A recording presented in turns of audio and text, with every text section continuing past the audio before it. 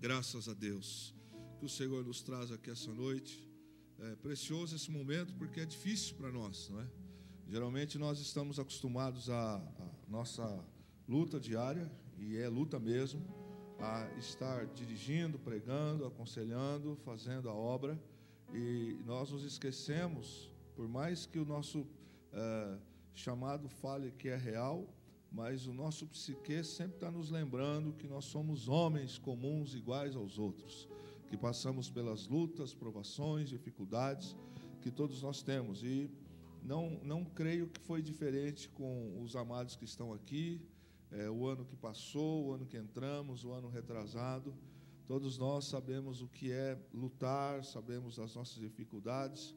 E hoje, quando a gente está vendo aí o Marcel estando aqui, o Henrique internado, a gente compreende que, mais uma vez, a humanidade está presente na vida do pastor, na vida da família do pastor.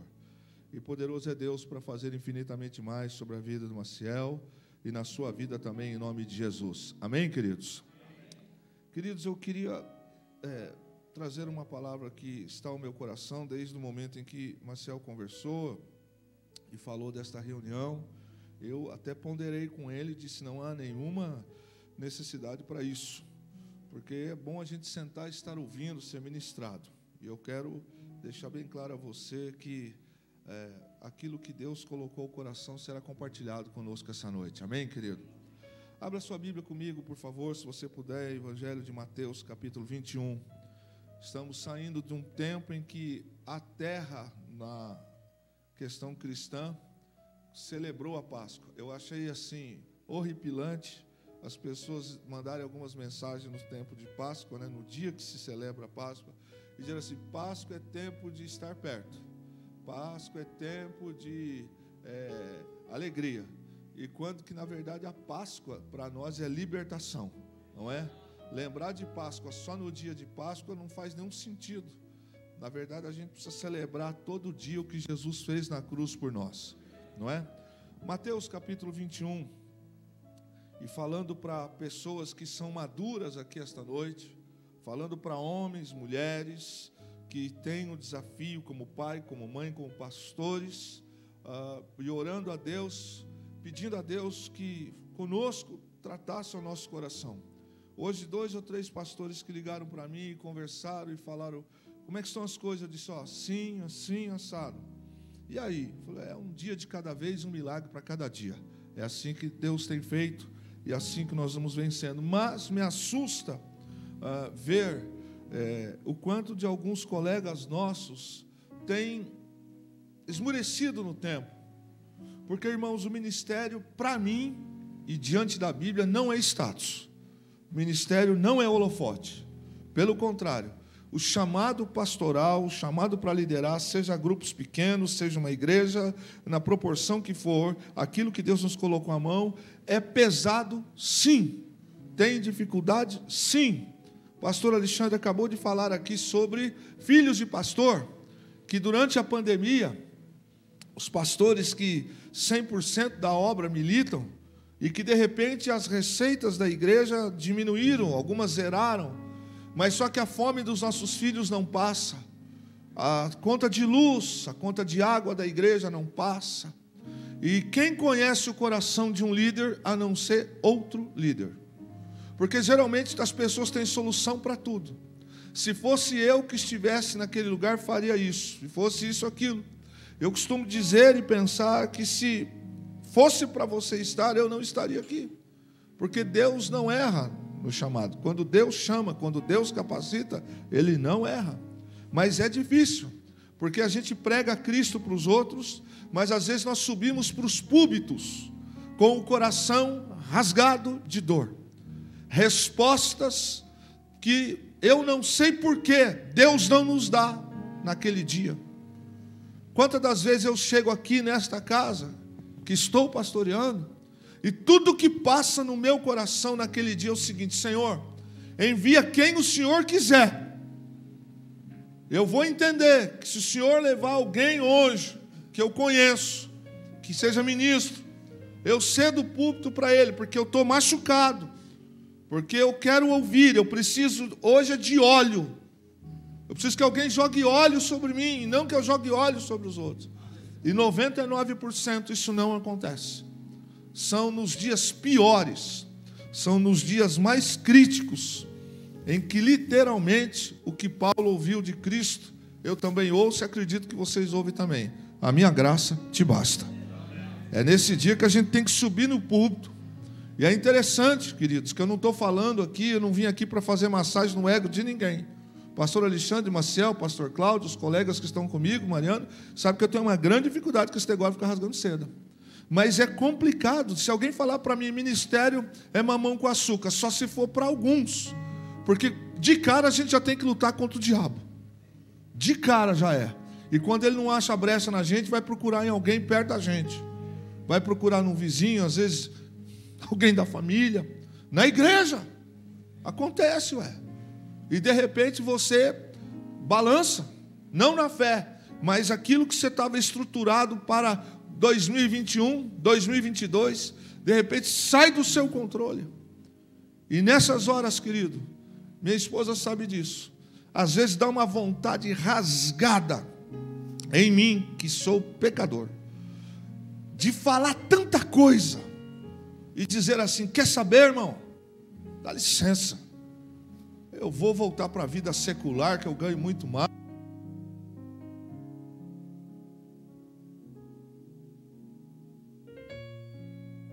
A gente olha e percebe que você pode gritar, pode falar, você tem duas coisas a fazer: ou você desiste, ou você continua. O final a gente já sabe. E esta noite, querido, eu queria ler esse texto com você. E quando se aproximaram de Jerusalém, eu estou lendo do verso 1 ao 11 de Mateus 21. E quando se aproximaram de Jerusalém e chegaram a Betfagé, ao Monte das Oliveiras, enviou então Jesus 2 discípulos, dizendo-lhes: ide à aldeia que está de frente de vós, e logo encontrareis uma jumenta presa, um jumentinho com ela. Desprendei e trazei-me. E se alguém vos disser alguma coisa, direis que o Senhor os há de mistério, e logo os enviará. Ora, tudo isso aconteceu para que se cumprisse o que foi dito pelo profeta, que diz: dizei à filha de Sião: eis que o teu rei aí te vem, manso e assentado sobre uma jumenta, e sobre o jumentinho filho de animal de carga. E indo aos discípulos e fazendo como Jesus lhes ordenara, trouxeram a jumenta e o jumentinho, e sobre eles puseram as suas vestes, e fizeram-no assentar em cima. E muitíssima gente estendia suas vestes pelo caminho, e outros cortavam ramos de árvores, e os espalhavam pelo caminho, e a multidão que ia adiante, e a que seguia, aclamava, dizendo: Hosana ao filho de Davi, bendito que vem em nome do Senhor, Hosana nas alturas. E entrando ele em Jerusalém, toda a cidade se alvoroçou, dizendo: quem é este? E a multidão dizia: este é Jesus, o profeta de Nazaré da Galileia. E aí, queridos, a gente olha um momento da história de Jesus. Para quem não conhece as Escrituras, se alguém não é o nosso caso, a gente olha e fala: poxa, que bacana, que coisa jóia. Jesus está sendo honrado. As pessoas, diante do Cristo, diante dos milagres que viram, diante das curas que ele realizou, diante de tantas coisas, as pessoas agora estão dando a Jesus a honra. O ministério é uma coisa de honra. De fato é. Mas a gente olha para a história antes, durante e depois, e a gente vai encontrar algumas coisas que para nós, esta noite, tem outro ensinamento. Primeiro que, antes de Jesus praticar isso aqui, 6 dias antes, ele estava na casa de um homem que ele tinha curado, e eu quis pontuar isso com você. A Bíblia registra que o nome dele é Simão, ele era leproso. 6 dias depois, Jesus vai passar por umas coisas que a gente sabe que é dolorido. Na casa desse homem que um dia não podia viver mais em família, por causa de Jesus, agora ele pode estar em família, Simão leproso. Nesta reunião, 6 dias antes da Páscoa, Jesus está com um amigo pessoal, particular, o nome dele é Lázaro. E a Bíblia diz que na casa de Simão está Lázaro, está Marta, está Maria. Ali eles prepararam um jantar. Naquela noite, 6 dias antes da cruz, Jesus recebe também sobre si os seus pés, seu corpo, um frasco de nardo. E aquela mulher enxuga os seus cabelos. E aí entra a multidão. A multidão que conhecia alguns relatos do que Jesus tinha feito. Logo quando soube que o milagreiro, o curandeiro, o que dava pão, o que curava das enfermidades, o que curou leprosos, estava ali. E as pessoas são muito focadas em olhar para o lado místico do negócio. E é um perigo muito grande, porque quem corre só atrás de sinais pode se perder na vida. Se cura, se milagre salvasse a terra, o que Jesus tem feito, o que Ele já fez. Quantos são aqueles que vêm para os templos, recebem a cura, recebem família, recebem tanta coisa, passa um minuto, cadê? Foram embora. Mas o texto diz que a multidão toma ciência que Jesus está lá e se dirige para lá também. Eu não sei se você consegue entrar no texto e imaginar o número de pessoas que estavam perto, circundando ali a casa de Simão. Quem está aí? Está acontecendo um negócio diferente em Betânia. Jesus está aí. E mais do que isso, alguns que viram o milagre da ressurreição de Lázaro, também disseram para os outros: sabe quem está na casa de Simão?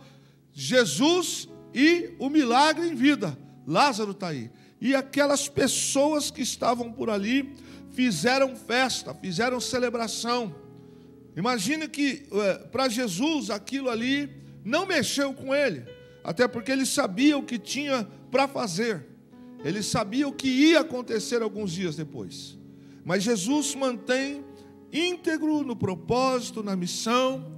E é interessante que a multidão que não pôde entrar naquela casa permaneceu, e no dia seguinte aquela multidão tem ciência, observam que Jesus está indo para Jerusalém.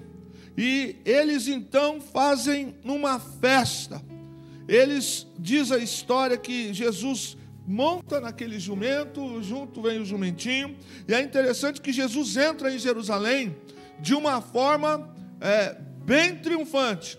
E interessante que as pessoas começam a tirar suas roupas, as suas capas, jogam palmeiras para o chão, para que Jesus passe. Elas tiram as peças de cima, ou seja, os mantos, os seus vestuários de estética, e jogam, e Jesus passa por entre eles, e é aplauso. Eu imagino que se fosse no dia de hoje, eram assobios, eram palmas, alegria, porque Jesus, aquele que eles ouviram dizer, aqueles que eles viram os seus milagres, estava por ali. Mas tinha um propósito para aquelas pessoas. Elas estavam ali na expectativa de. E esse é o grande problema de algumas pessoas, que elas vêm para a igreja, mas não aceitam Jesus.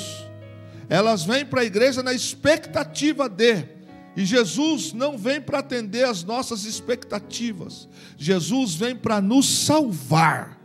É isso que Ele vem. Ele, quando nos chama para o ministério, Ele não nos chama no ministério para nos colocar lá em cima e sermos holofotes. Isso, de alguma forma, pode até acontecer com quem canta, quem ministra, com quem pastoreia. E é um perigo muito grande, porque nós vemos o quanto algumas pessoas vão por esse caminho e se perdem. Ainda bem que Jesus nos mostra nas Escrituras que nós não podemos, de hipótese alguma, por hipótese alguma, entrar por esse caminho. A multidão tem uma expectativa que vai ser tomado agora o reino. Roma vai perder e tudo vai acontecer.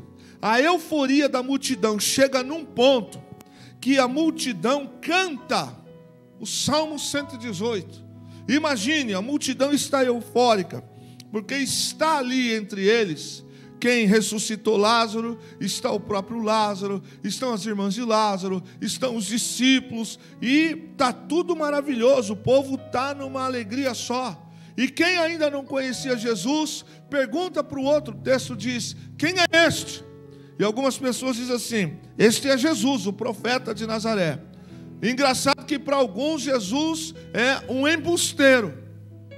Para outros que viram milagres e querem milagres, agora Jesus virou profeta. Normalmente, enquanto se faz o que o povo quer, ou o que eles acham que é certo, a gente serve. A gente é pastor. A gente é amigo. Até a página seguinte.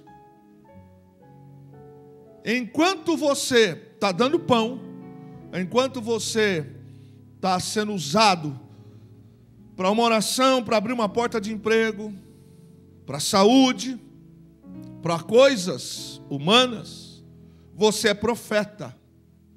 Você é homem de Deus, mulher de Deus. Mas chega uma hora que todo líder que é líder vai precisar confrontar, vai precisar dizer, você está errado, você está errada. Os aplausos não virão mais. Ninguém vai jogar mais palmeira para você passar. Ninguém vai colocar mais as suas capas para você passar. E prepare-se, você que tem o chamado de Deus, você que está ouvindo aqui esta noite, prepare. Para alguns você vai perder o status quo de profeta. E você vai ser chamado de pastorzinho. Você vai ser chamado de outros adjetivos. Porque você confrontou. Porque você disse, não é assim. Porque você disse, não vai ter milagre. Ou você vem para Jesus porque você quer, ou com Jesus não tem negócio. Olha para o texto, e o texto diz que as pessoas então aplaudem Jesus. Era festa, euforia, gritos, celebração. Jesus, o profeta, está aqui. E está tudo maravilhoso, porque o momento é de festa. Só que, olhando para o texto, queridos, eu quero dizer isso para você, que é o que eu me deparo olhando para Jesus, e olhando para a sua vida e para a minha também. O ministério não é apenas aplausos. O ministério não é todo dia estamos juntos. O ministério não é todo dia de celebração, não. O ministério não é todo dia as pessoas te convidando para jantar na casa delas. O ministério não é todo dia as pessoas dizendo, ainda bem que o senhor chegou. O ministério não é para todos um mar de rosa todos os dias. Aliás, se a gente luta contra as obras das trevas, é óbvio que todo dia vai ter guerra para matar um pastor. Para matar na alma, para matar no sentimento, para matar no casamento, para matar no relacionamento familiar, para tentar destruir relacionamentos dentro da igreja. E a gente continua sendo pastor. Precisa. Porque eu não sei você, meu irmão, mas se tem uma coisa que eu fugi, foi do ministério pastoral. Sou filho de pastor. Eu sabia muito bem o que acontecia dentro da minha casa. Eu passei a minha adolescência dormindo em coxa de retalho, com papelão no chão, coxa de retalho e um cobertorzinho fino. Ficar na igreja sexta, sábado, domingo para economizar no ônibus para voltar domingo depois do culto. Eu sei o que no passado algumas coisas não foram tão legais. Então, para mim, quando eu ouvia uma voz, tipo aquelas irmãs que levantavam lá não sei de onde, que não conhecia, e vinha assim, eis que tem obra contigo. Eu falava, pelo amor de Deus.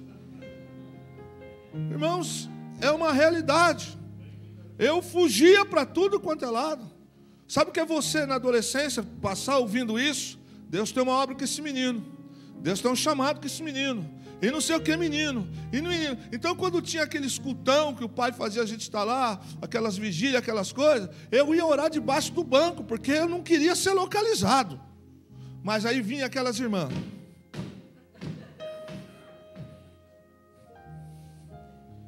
Ei, jovem, pronto. Aí, achou.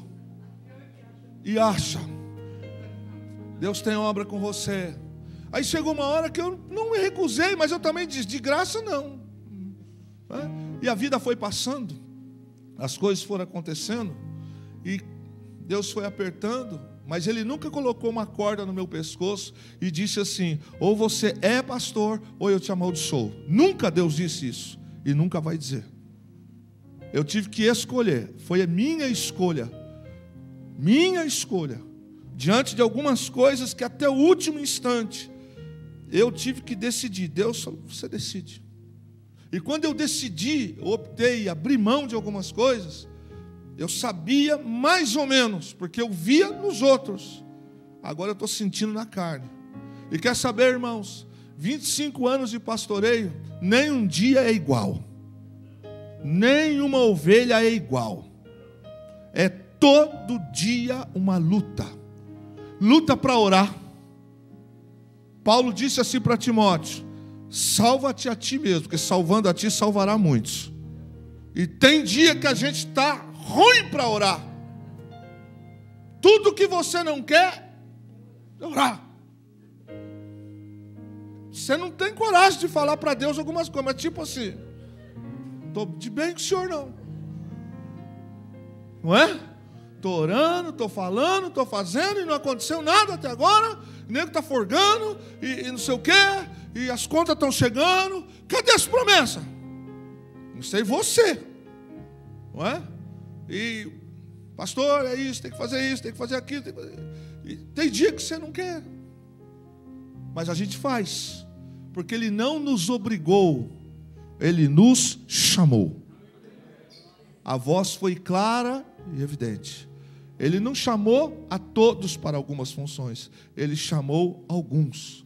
E sabe, querido, eu olho para Jesus e eu sempre, quando a minha carne está virada no samurai, que eu estou disposto a falar, e eu penso: o que Jesus faria agora? Você já teve chamado para ir orar na casa de alguém que você não quer ir orar? Já teve? Ou só tem anjo aqui dentro? E você fala assim: se eu não for, é tudo que quer. E por um lado, o capetão está louquinho para você falar: é isso aí, cara, você não vai não. Nessas horas, a única coisa que eu me lembro é o que Jesus faria. E para que eu fui levantado. E para que eu fui comissionado. E eu olho para a vida de Jesus nesse tempo, que daqui a alguns dias Ele vai ser crucificado. Eu aprendo que o ministério não é feito todos os dias de festa. Tem um aqui que o filho está internado, outro ali que o filho está com problema. Só hoje eu vi uns 4 ou 5 casos. E eu olho para a Bíblia e vejo que, em primeiro lugar, convém que a gente se lembre que nós estamos no ministério porque Jesus nos chamou para irmos na contramão do mundo. É ir na contramão. Enquanto as pessoas largam, mudam de emprego, largam as suas casas, fazem as coisas, nós não fomos chamados para andar nos costumes do mundo. Nós somos chamados para ir na contramão do mundo e proclamar salvação em Cristo Jesus. A gente olha também e vê que, em segundo lugar, sempre, quando a gente olha para o texto, a gente percebe que aquele momento é um momento de celebração, é um momento de êxtase, porque as pessoas estão esperando algumas coisas especiais ali. Mas eu olho para o texto e descubro também que sempre haverá incômodo com o seu crescimento.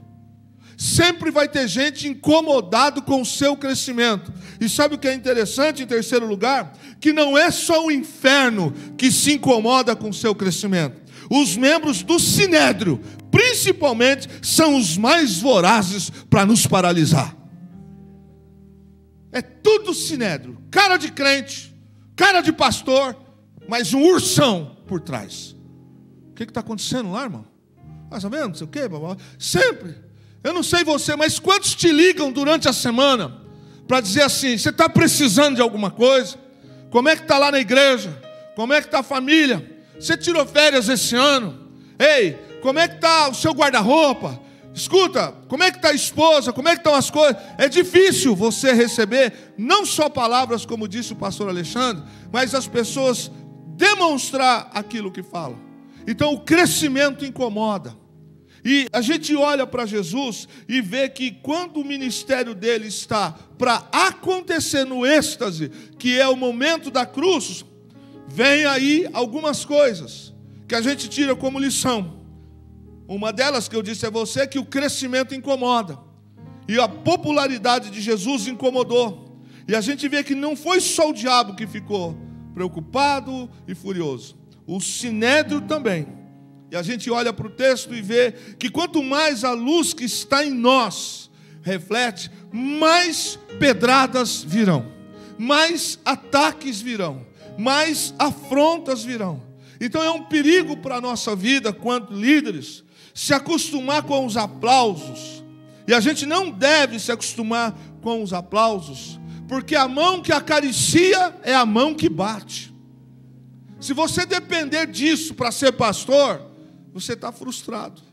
E os aplausos são momentâneos. Perceba que Jesus está sendo aplaudido.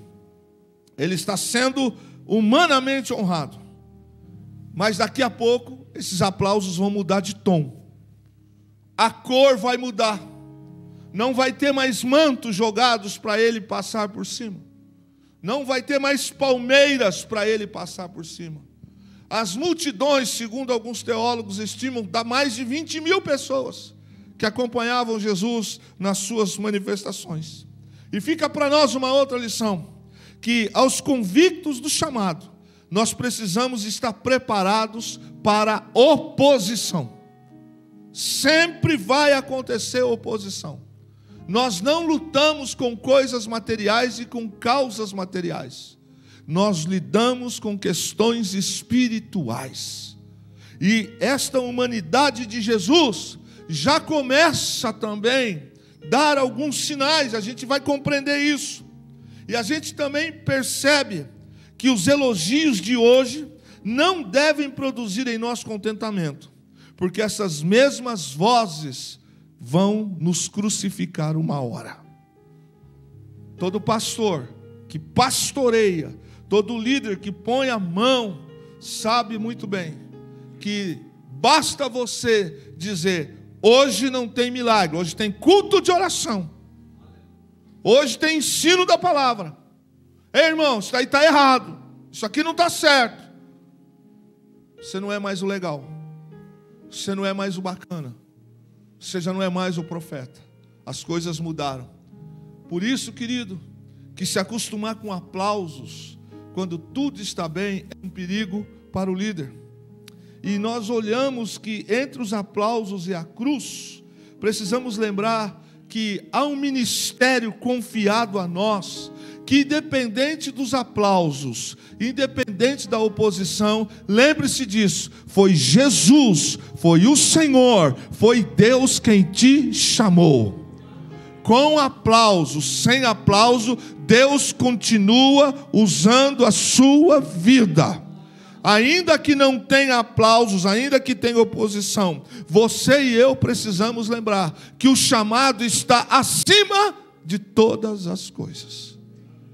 O ministério traz consigo necessidade de renúncia pessoal ao eu. A primeira coisa que a gente aprende não são nos primeiros dias do ministério pastoral. A maturidade vem com o tempo. Deus nos ajuda tanto nos primeiros passos do pastoreio, que se a gente olhasse para trás, algumas meninices não faríamos mais. Aí a gente aprende, hoje, a mim, com 54 anos, e posso falar isso, o ministério traz para nós renúncia ao Kleber. Renúncia ao Kleber. Hoje eu entendo o que Paulo diz: todas as coisas me são lícitas, mas nem todas me convêm. Você se comporte com decência, que tu é um pastor. Cuidado como você fala, tu é um pastor. Cuidado como você pensa alto, você é um pastor. Cuidado com o que você gosta, você é um pastor. Mas o Zé da esquerda, você não é o Zé da esquerda, você é alguém chamado para levar o povo para o caminho da salvação. A gente vê que o ministério traz muitas das vezes traição. Pastor, senta com pastores com 40, 50 anos de pastoreio, pergunta para eles quantas pessoas ele cuidou, limpou, arrumou emprego, orou, jejuou, fez o casamento, apresentou os filhos, batizou os filhos, e um belo dia, sabe o que aconteceu? Fui. Para não dizer outras coisas. Isso é motivo para desistir? Não. Lembre-se, quem te chamou foi o Senhor. Nós não fomos chamados para ir nas águas do mundo. Nós somos chamados para ir na contramão do mundo. A gente olha para esse histórico do momento de Jesus e lembramos que muitas das vezes o ministério também traz falsas acusações. Tem coisas, hoje eu disse para a Fernanda assim, eu não falei nada disso para ninguém falar assim. Ou então alguém põe alguma coisa na sua boca para dizer assim, não, é isso, é assim. Você nunca falou, você nunca fez, você não é.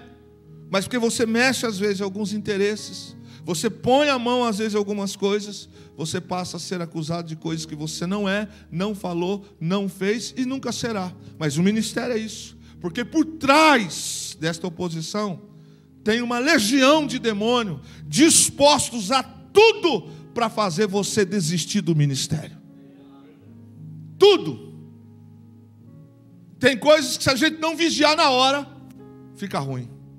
E a melhor coisa a fazer nesses momentos é ir para o Getsemane. Não tem outra coisa a fazer. A gente olha para esse momento de Jesus e vê também que o ministério é lamentável, mas muitas das vezes traz o abandono. E falando assim para líderes essa noite, dá vontade de ir para casa, para com tudo, para com essa reunião de líderes, porque é o fim. Não, isso não é o fim. Nós não fomos chamados para coisas comuns. Nós somos chamados pelo Senhor dos Senhores, Rei dos Reis, Salvador, para coisas sobrenaturais. Por isso toda essa oposição. E aí, querido, aquilo que Deus falou comigo para a gente compartilhar esta noite, para líderes que estão aqui. O que fazer diante de todas essas circunstâncias?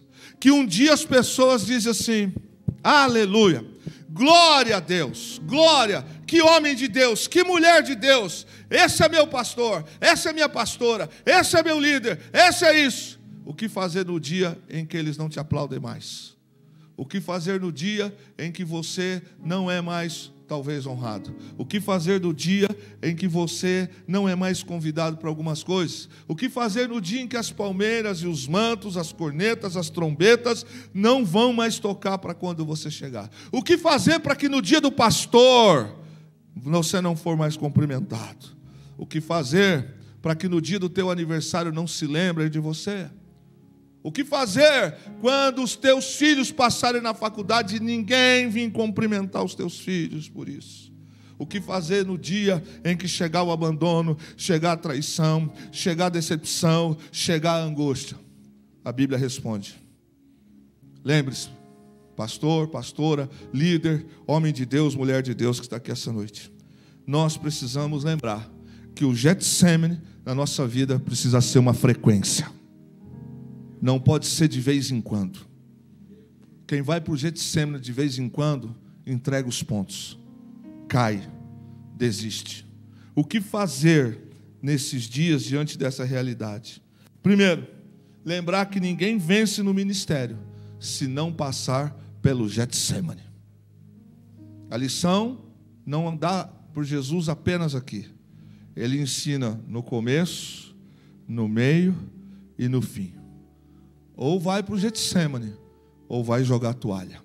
O que fazer diante da realidade como essa? Lembrar que Getsemane não mata, mas nos prepara e fortalece. Mas quem não vai para o Getsemane, qualquer vento derruba. Porque está acostumado com os aplausos. Está acostumado só no dia em que tem brioche sobre a mesa. Está acostumado no dia em que a mesa está farta. Está acostumado só quando tudo está com saúde. Está acostumado a ser lembrado, honrado. Mas pode ser, meu irmão, que no seu ministério chegue o exercício pleno daquele que tem que ser feito. Pregar, ensinar, exortar, puxar a orelha, pontuar, disciplinar e se preparar para a retaliação. E o que você faz como pastor? Desiste? É tudo que o inferno quer. Tudo, tudo. Ataca mais aqui. Ataca mais ali. Faz isso aqui. Faz aquilo ali. Pelo que me consta, aqui dentro essa noite, dos que eu conheço, ninguém está rasgando euro nem dólar. Pelo que me consta, algumas pessoas que eu conheço aqui têm problemas todos os dias. Lutas todos os dias. Então o que nós precisamos lembrar? Primeiro, entre tudo isso, que o Getsemane, lugar de oração, não é para ir de vez em quando. Ou a gente desenvolve esse hábito de ter o Getsemane nosso, ou no dia mau, nós vamos ser derrotados. Porque a realidade na vida de quem milita contra as coisas do mal, do inferno, desse mundo, é oposição. O que fazer diante desta realidade?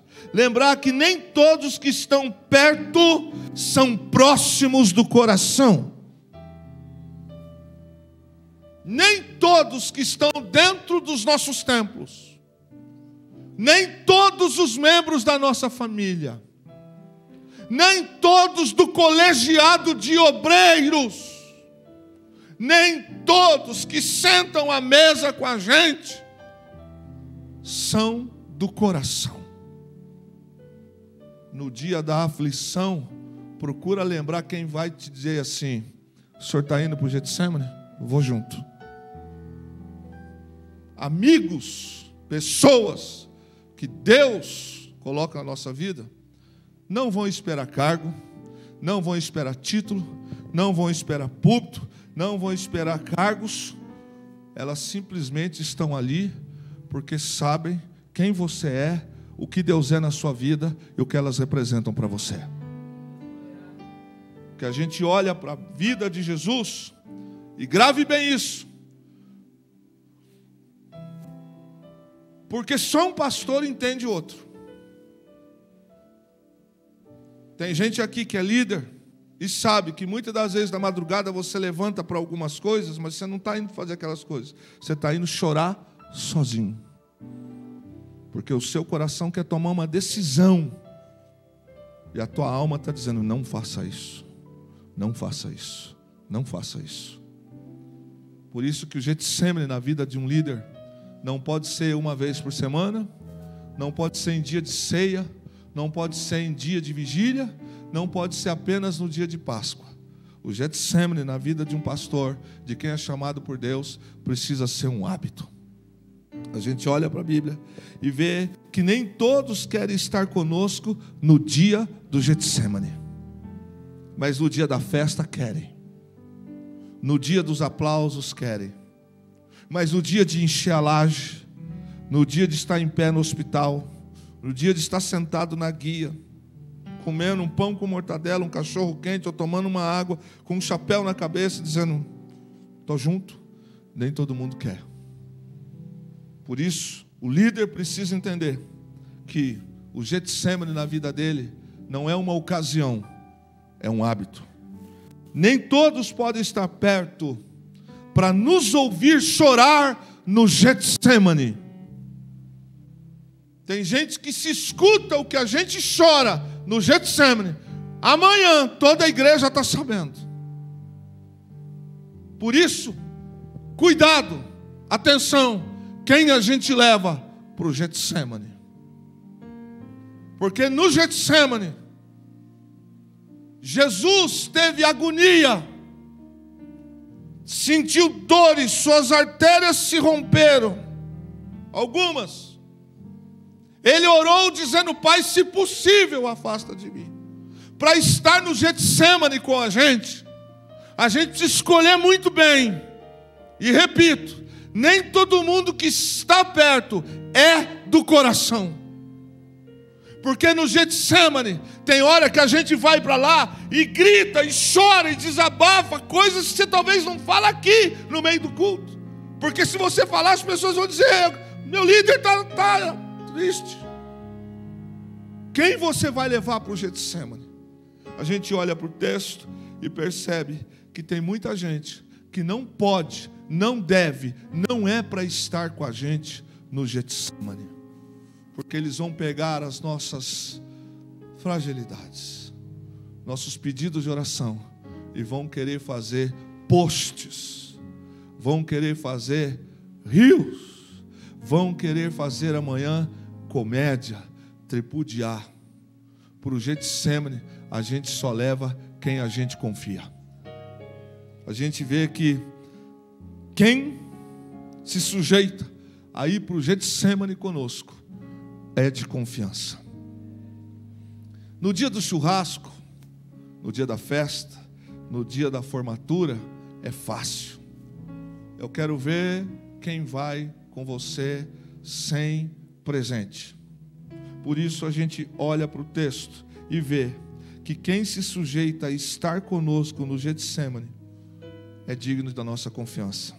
Às vezes, eu olho para o texto e às vezes tem mais um detalhe.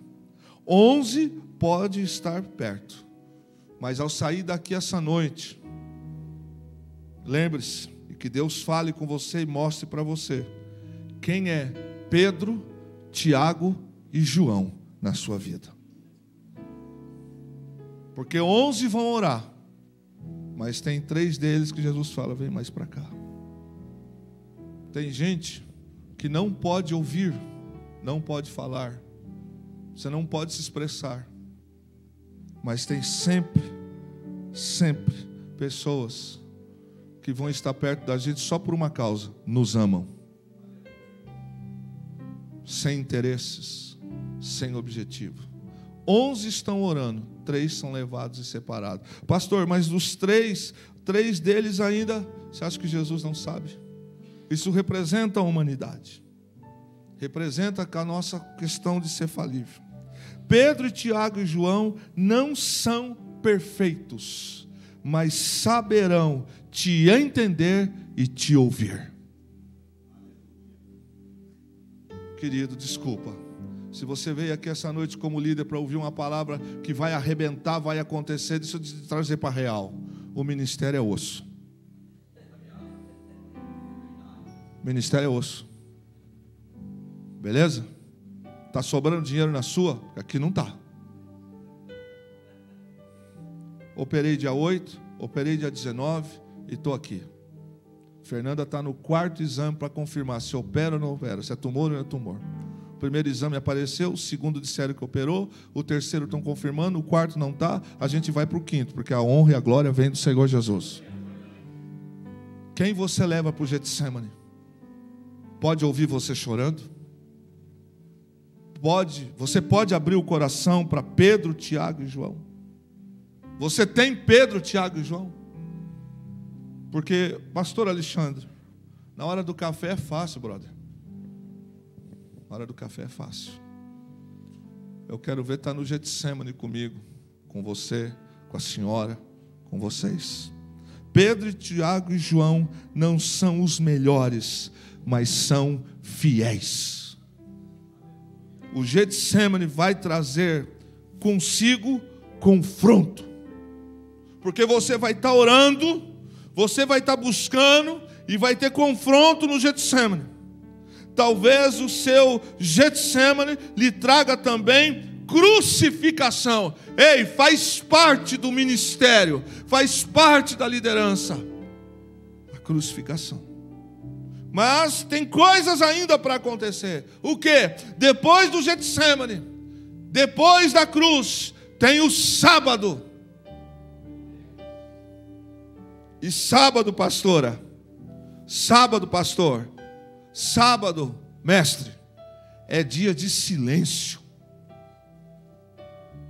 Sábado é o dia em que ninguém quer estar perto. Sábado, depois da cruz, vem aquelas perguntas mais ou menos assim: pregou domingo passado, revelou, cadê? O sábado também faz parte da vida do líder. Getsemane. Você é inteligente, sabe quando eu falo de crucificação a que eu me refiro.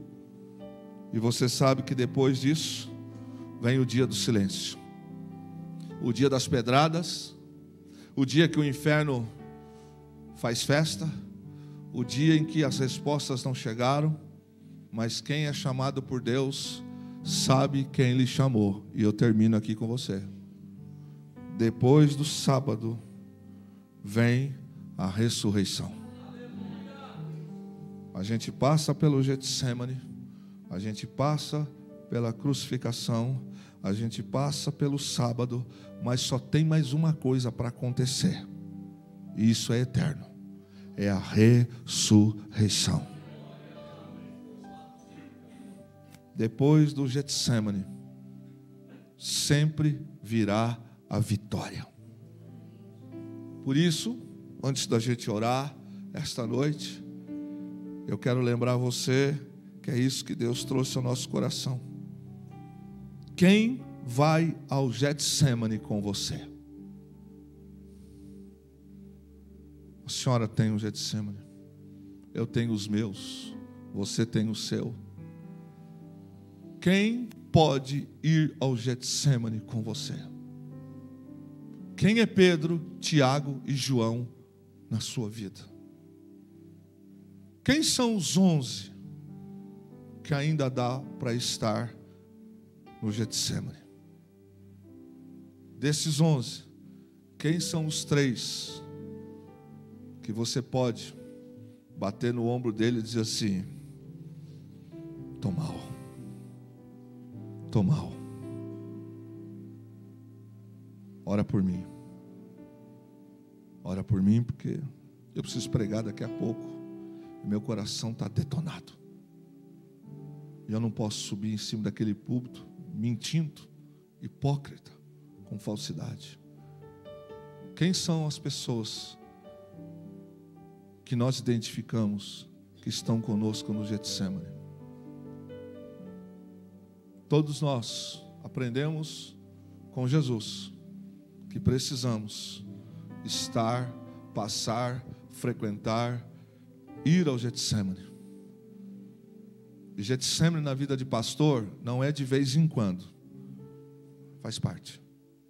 A gente passa pelo Getsemane, a gente passa pela crucificação, a gente passa pelo silêncio do sábado, mas se manter a posição, vai ter ressurreição, vai ter milagre, vai ter vida, vai ter.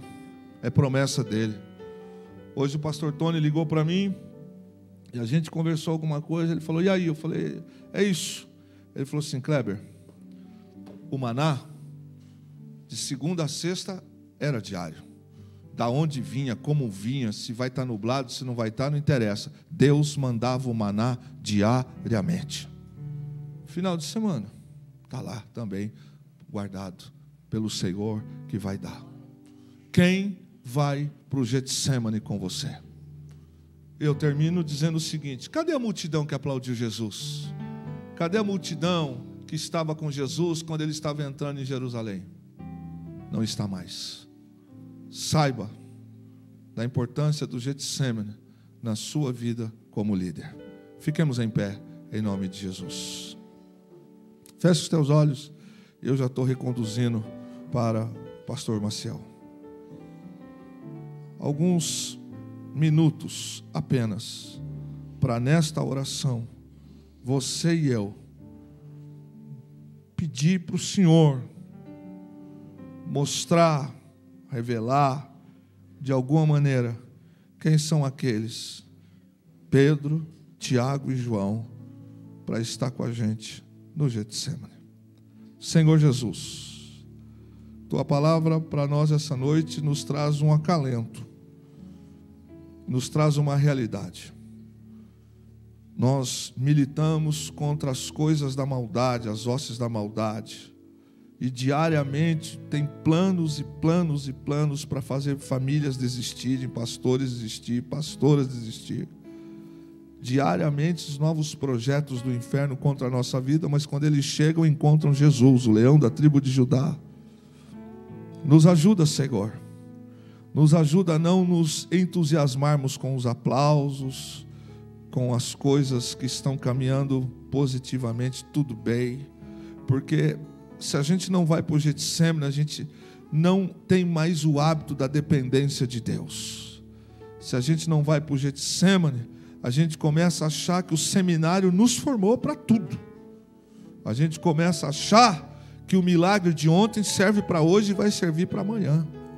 A gente começa a achar que o sermão de ontem dá para ser requentado e falar hoje. Não precisa mais de revelação, nem de estudo. Se a gente não passa pelo Getsemane, a gente se torna profissional da fé. A gente se torna, Senhor, apenas mais um entre tantos que Paulo chama eles de problema. Mas, Senhor, nós dependemos do Senhor sempre, sempre e sempre e sempre. Com o Getsemane, após o Getsemane, no sábado, no dia da ressurreição, durante a vida, a palavra é essa: fica conosco, nosso amado e bom Jesus. Deus os abençoe.